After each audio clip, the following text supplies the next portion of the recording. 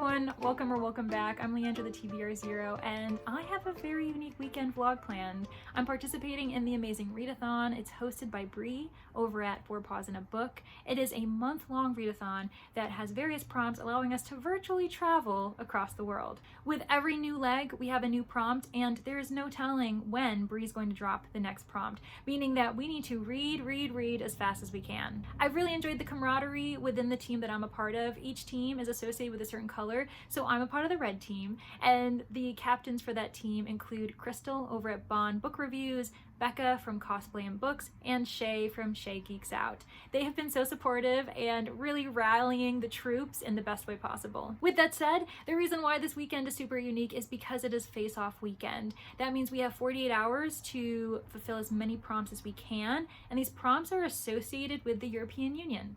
So Bree ended up giving us this spinner that allows us to kind of randomly select a certain country, and we have to find a book that fits that country's flag colors. So now it's just kind of you figuring out which book is going to fit which prompt and how quickly can you read it within a 48-hour period. On top of that, there's some really cool events going on. Bree has organized 48 hours of sprinting non-stop this weekend, which I'm really excited for. I'm also hosting my own sprints with Danny from Danny Dabbles. And so either way, I think it's just gonna be a really fun, full reading weekend ahead of me. The events for the Amazing Readathon's Face-Off don't start until 8 p.m. US Eastern Standard Time though. So until then, I think I'm just gonna be putting around. That's basically gonna be my plan up until the craziness of the face-off weekend begins. I will see you all in the next update.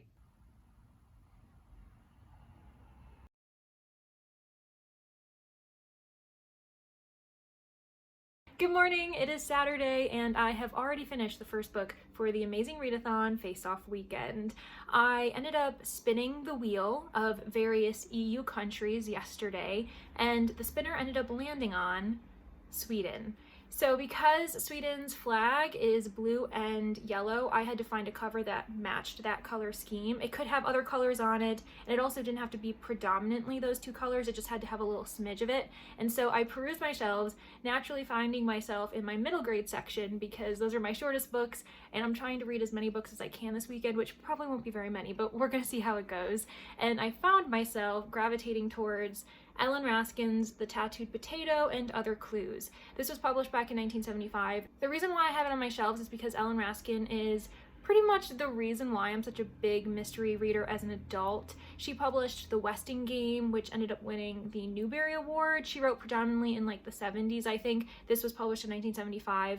And I've been meaning to read more of her backlist because the only title I know about her is The Westing Game. So I bought this a handful of years ago. It's an ex-library book from somewhere in the country. I don't know where it comes from, but I then proceeded to kind of neglect it, and thanks to the Amazing Readathon, I'm finally looking at all of my shortest reads, and this is the one that fit the prompt the best.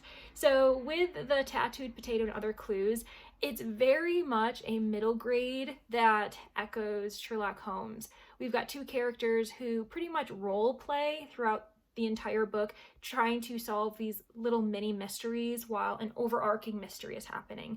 And they put on these hats that are apparently detectives' hats, like the main guy who's this painter who kind of moonlights as a detective, he throws on a deerstalker and they call him Inspector Noserag. And then we have our Sergeant Cod, who's the young apprentice to the painter.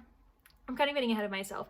The main character we actually follow is kind of a Watson character. Her name is Dickory Dock, and this is very on par for Ellen Raskin. She loves to throw in zany characters, weird kind of I guess personalities or demeanors or backstories, which just explain why someone is just kind of absurd or why they are okay with accepting other absurd things because they've got absurdity in their own life. So Dickory Dock, she's a 17-year-old, she's attending art school, and she just really wants to be a great painter. And so she ends up answering this ad to 12 Cobblestone, I believe it's called, the address for the townhouse. And she ends up going there, trying to become the assistant to this great painter, and she gets the job. And so she begins to go to this apartment building every day, helping him out, kind of watching him do his process. And what's really weird about it is he somehow ends up befriending this chief of police or chief of inspectors of the New York Police Department, which definitely sounds like a made-up name. And his name is, I believe it's Inspector Quinn. And Quinn keeps bringing these various really odd circumstances, these weird crimes, to the painter, whose name is Garson. And Garson and Dickory Dock don their hats, pretend to be inspectors, and then they end up solving the crime. It's very fun. They are very method about it. So as soon as they put the hats on, they stop calling each other Garson and Dickory Dock. They start calling each other Nose Rag and Cod. And it's very funny. The other thing, though, that is important to note, just because it was written in the 70s, there is some archaic language that is derogatory today. There is a character who experienced a severe accident, and so now he's mentally disabled. And the way they describe him, the way they describe certain deformities because of the accident, are like super not okay today. So I would kind of warn people about, when they enter at least an Ellen Raskin book, just prepare yourselves. It's heartwarming at the end, the relationship that Dickory Dock eventually gains with this mentally disabled person, but she very much has to deconstruct her assumptions, her prejudice, the discrimination that she and other characters have towards this character. So as hilarious as this book is, it does touch upon certain issues that just wouldn't fly today, specifically the language that's used in this book.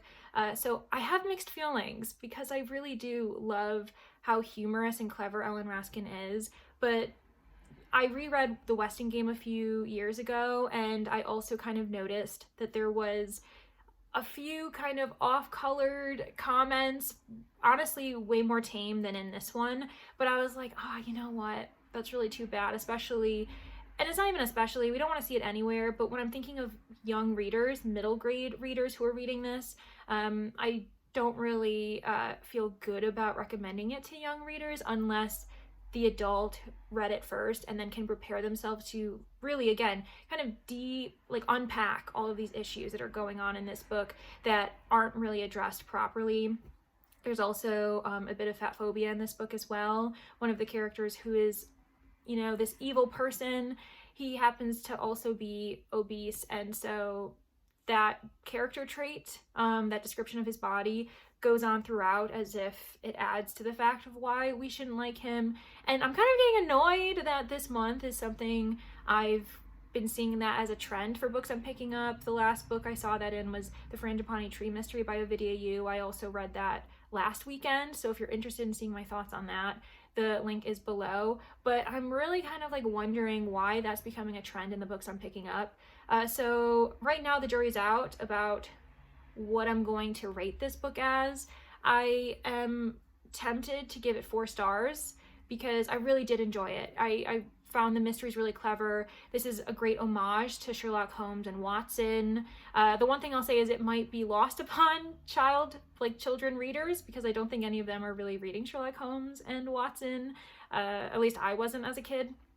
So I do want to praise the writing, praise the funny characters. I really love Dickory Dock as a main character, but I also don't feel comfortable giving it 5 stars because I'm a modern reader, so I'm going to be viewing this from a modern day perspective, and I'm just not of the cloth.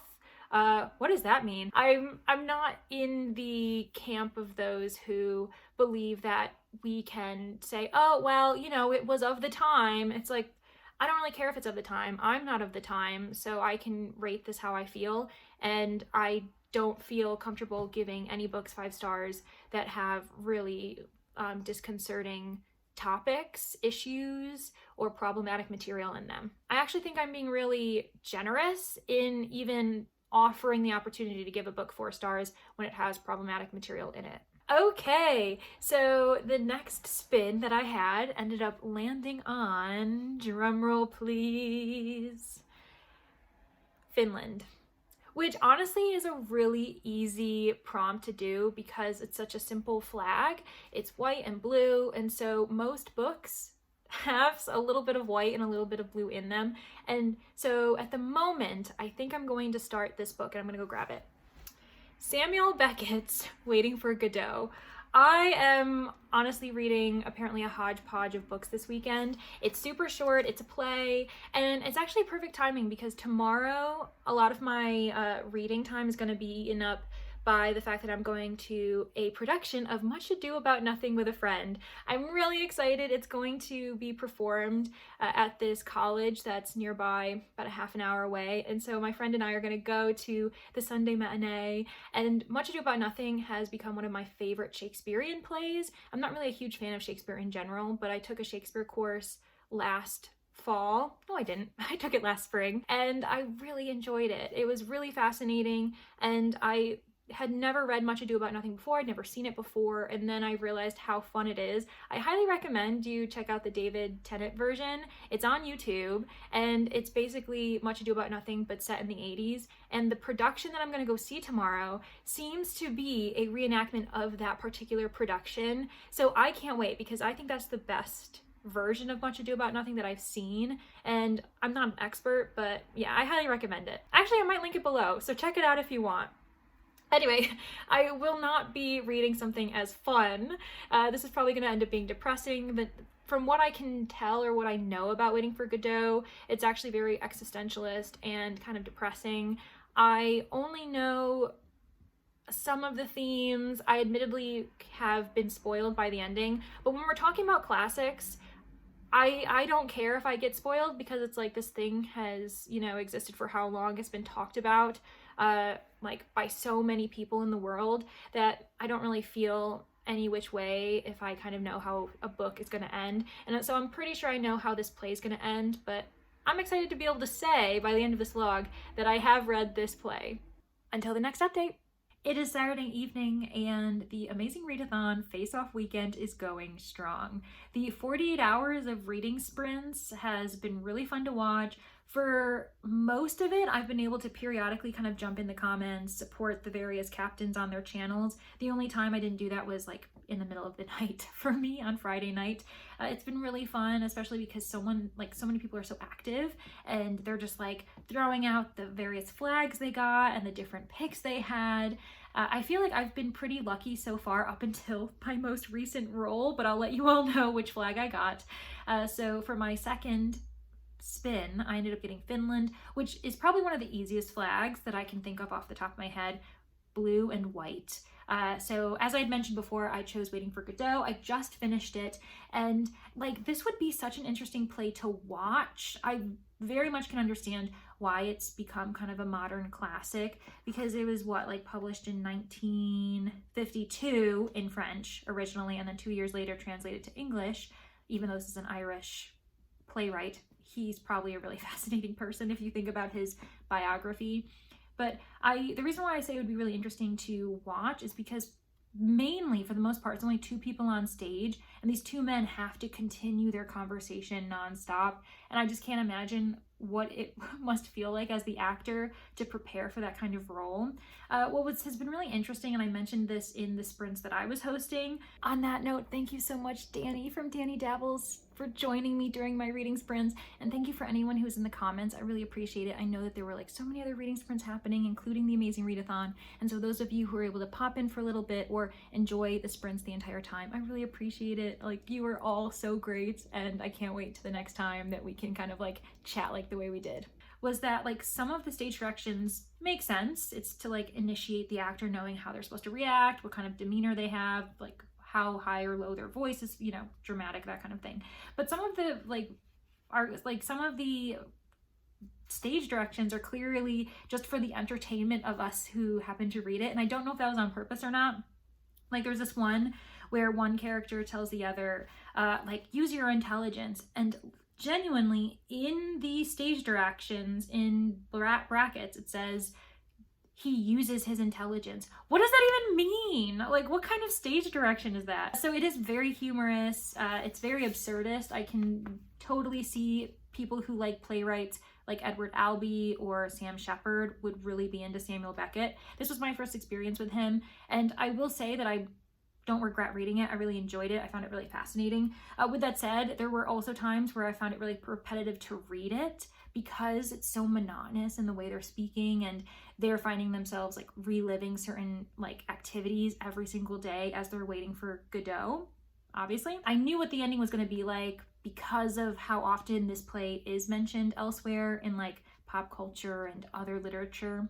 So it didn't surprise me. I do want to now eventually watch this play be performed. I think that'd be really cool. But having read it, I'm probably just going to give it 3 stars, which is like totally fine. I mean, whatever. It's a really quick read for anyone who's interested. And next, I am finally going to reveal the 3rd flag that I got. It's probably going to be the final book that I'm going to read this weekend, if we're going to be honest, because it's Saturday evening and we only have about 24 hours left in the face-off, so I just can't imagine I will be reading another book beyond that. I'm pretty proud of like a book a day, kind of. So I ended up getting Ireland, and the reason why I find that flag to be so hard is because of the orange factor, and on top of that, the orange with the green. So it's orange, white, and green, and the books that I have a lot of orange in, or like even any little bit of orange, for some reason I couldn't find any green on them, and I was like, what is going on? I started looking throughout my entire collection, and I did end up finding a few contenders that I'll mention. I haven't decided yet which one I'm going to read, so I might decide on the fly. The first book I found was Agatha Christie's The Boomerang Club. This was originally published under Why Didn't They Ask Evans, which is apparently like the last utterance that comes out of the murder victim's mouth when he's discovered, I think like at the edge of a cliff on this golf course. The last thing he says to one of our sleuths is, why didn't they ask Evans? And then he dies. And they're like, what does that mean? What's going on? And so I am really intrigued by it. I haven't read enough Agatha Christie this year, if I'm going to be honest. Did you hear that? Oh my gosh, don't get offended. I'm trying to remedy the situation, I promise. The only Agatha Christie I did read this year was back in January, and that was Sad Cypress. So yeah, I really should probably read that one. Another one that I found that has orange and green on it, you can see like the orange there and the green there. And for this one, it was the flag that's orange, and I don't know if that's just because of age, because this is like a really old Agatha Christie paperback, because usually, at least in the United States, on golf courses, it's like a red pin, the flag for the golf, like at the end of each hole. But so I don't know if it's meant to be orange, but I'm counting it as orange. Anyway, so Dancers in Mourning, this is actually by Marjorie Allingham. I've never read anything by Marjorie Allingham. She's kind of viewed as one of the queens of crime, very much in the same realm as Agatha Christie, but I think she started a little bit later. This one's really interesting because I believe, yeah, it's like surrounding theater and performance, and I think it's one of the actors or someone, one of the dancers ends up dying. So yeah, I'm actually really excited about eventually trying Marjorie Allingham. I don't know if I'm going to be trying her tonight. It's more so me wondering which book I'll be able to read within the 24-hour period, because I definitely don't want to like miss that deadline. Finally, I ended up finding The Crooked Hinge, which is almost too perfect because literally the predominant colors are orange, like a kind of rust orange, green, like a mossy green, and then white. So this actually has like the most accurate Irish flag, I guess, as far as like the amount of these colors. This is another like golden age mystery. So apparently that's a color scheme that was common at that time. This one, he's an American author, John Dixon Carr. He's known for like Impossible Crimes, and he's often kind of like taken by British people. Say, you know, like I would say that a lot of times he's labeled as like a part of the British golden age, even though he's American, because he ended up marrying a British woman, moving to Britain, and like a lot of his career is him like publishing in there, setting his stories in Britain. So like I kind of get it, but he is American. So that's why in my mind I attribute him as American golden age, but you can fight me in the comments there. So with this one, I have read one book by him before, The Eight of Swords, which was also a Penzler Classic edition. It was actually my first Penzler Classic that I ended up getting in my subscription. which was really cool. And so I ended up picking this up later on, and I am excited to try it, especially because I had so much fun with that one, and I found it very hilarious. Actually, the characters were so absurd. There was like a bishop going down the banister, like a corpse was disappearing, a ghost, like it was chaos if you're interested in it. For this one though, I don't really know much about it, and I'm pretty sure it might be a different detective this time. Yeah, this isn't the same. Oh, where is it? I don't know. So I will read it aloud though. Banished from the idyllic English countryside he once called home and en route to live with his cousin in America. Interesting. Sir John Farnley, black sheep of the wealthy Farnley clan, nearly perished in the sinking of the Titanic. Though he survived the catastrophe, his ties with his family did not, and he never returned to England, not even for the funerals of his mother, his father, or most recently, his older brother, Dudley. Now, nearly 25 years since he was first sent away, Sir John has finally returned home to claim his inheritance. But another Sir John soon follows, a stranger who insists he has absolute proof of his claim to the estate. Before the case can be settled, however, one of the two men is murdered, and Dr. Gideon Fell finds himself facing one of the most challenging cases of his career. I'm getting excited. To solve it, he'll have to confront a series of bizarre and chilling phenomena, brushing up against witchcraft, magic, and a sinister automaton in the process. What? Okay, this sounds really good too. And all three of these books were published in the 1930s, actually, if I'm remembering correctly. Oh, what to choose? I'll leave it as a surprise. See you in the next update. It is Sunday evening. 8 p.m. has come and gone, meaning that the Amazing Readathon face-off weekend is officially over. And just in the nick of time, I finished Agatha Christie's The Boomerang Clue, literally within the last half an hour of this 48-hour challenge. I am so grateful that this weekend occurred, especially because all three books that I read were part of my physical TBR, so this was a great motivator for me. And this one in particular, I'm giving 5 stars. It was the best one of the weekend, and it's not surprising because Agatha Christie is a master. She is the queen of crime, as has been said for the last 100 years. I really love how excellent her plotting is. She throws suspicion to various different characters, oftentimes because various characters are hiding things. There's a lot of red herrings being involved, a lot of pointing of fingers. And in this mystery though, my favorite element was the fact that we had 2 amateur sleuths who are working together. The first one we'll mention is Bobby. He's the young man who finds the body. He's golfing with the local doctor and they discover a body at the end of a cliff at the bottom of it, and they're wondering, is it an accident? Could it possibly be that the man took his own life? And so they go down, discover that he's unconscious. He's still alive, but he's likely going to pass away very soon. So the doctor runs off to let the authorities know. Bobby is charged with staying with the body, and just before the man passes away, he regains consciousness and declares the one question that will be plaguing Bobby from day one until the end, and that is, why didn't they ask Evans? When this occurs, Bobby finds it very strange. He doesn't really understand what it means, but then he kind of quickly forgets about it. The inquest comes and goes. He doesn't mention it. And then there's these 2 mysterious figures who are supposedly relatives of the young man who was identified, and they ask, do you remember anything that's going on? Like, what did he say? And he says he doesn't remember anything, but then later on he writes to them letting them know, like, actually he did say this weird thing. He asked this question. I didn't really know what it meant. It's probably trivial to you, but I just want to let you know.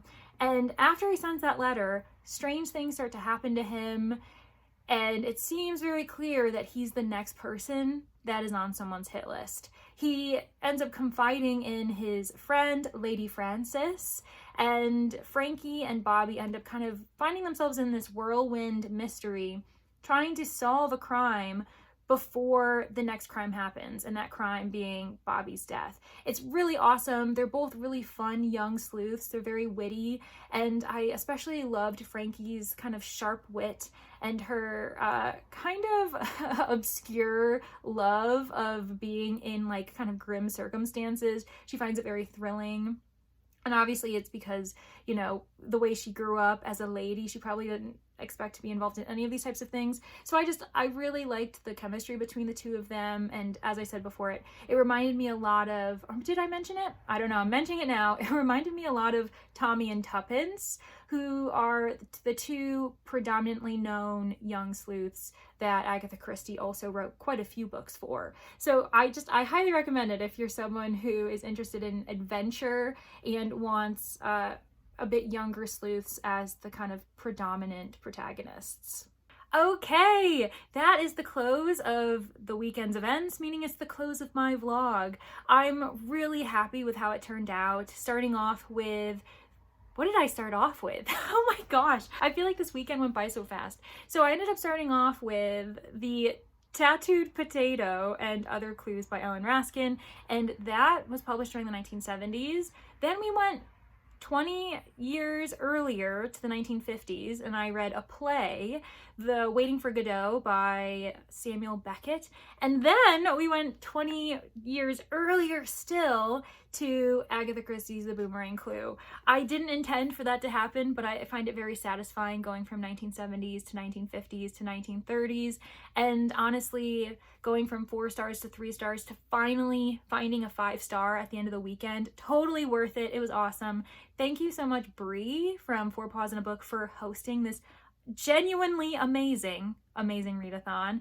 I definitely will be getting a lot of books done throughout the month of August, but this weekend in itself showed that it was worth it because that was really fun.